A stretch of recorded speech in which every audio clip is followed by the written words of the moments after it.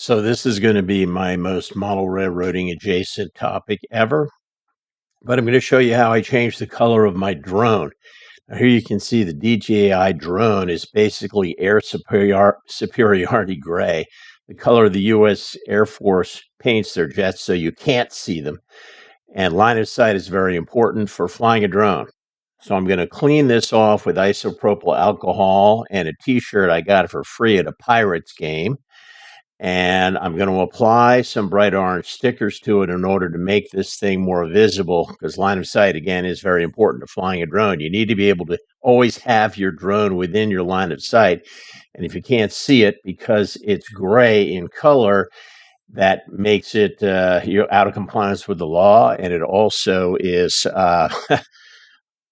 it just makes it harder to fly. So here I'm going to lovingly rub down my drone with isopropyl alcohol to remove finger oils from it in order to get the stickers to apply to stay on a little better. So now here are the stickers themselves.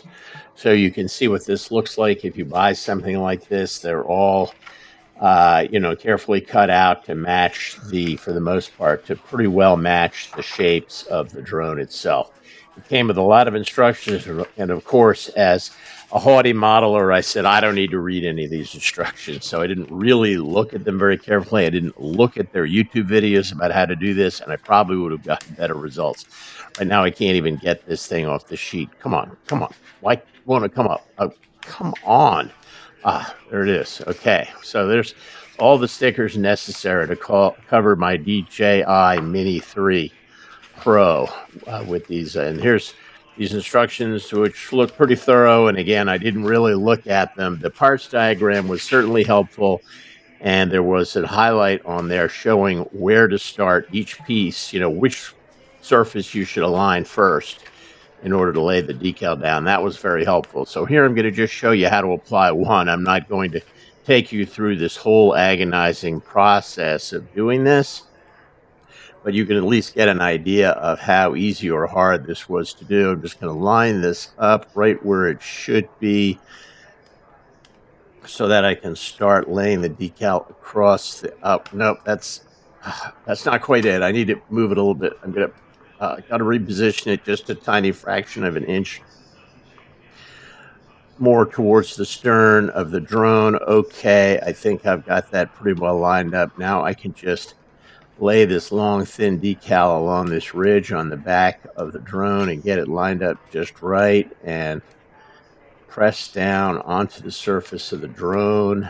And again, these were die cut. They, for the most part, were really pretty accurate. It was not easy to wrap the boom arms for the rotors. That was definitely hard, and you'll see some areas where I didn't get that right when I show you the finished product.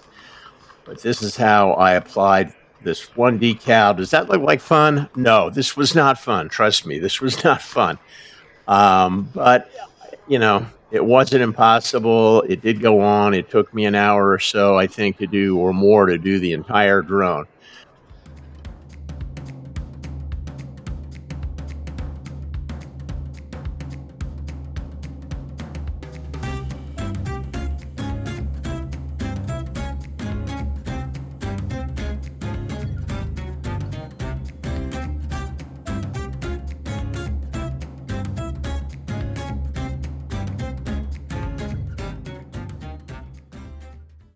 And here it is finished, and it came out pretty good from a distance.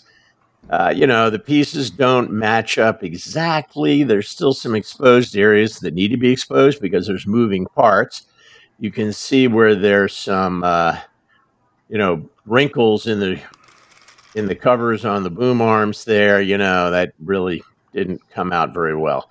So apologies for the clutter in the background here. I moved recently, and we're still in a chaotic post-move situation. I had to clear some space on the dining room table in order to do this project, but I think you'd see it came out all right. So until next time, Bob Johnson with PKW Model Works, signing off. Keep on modeling.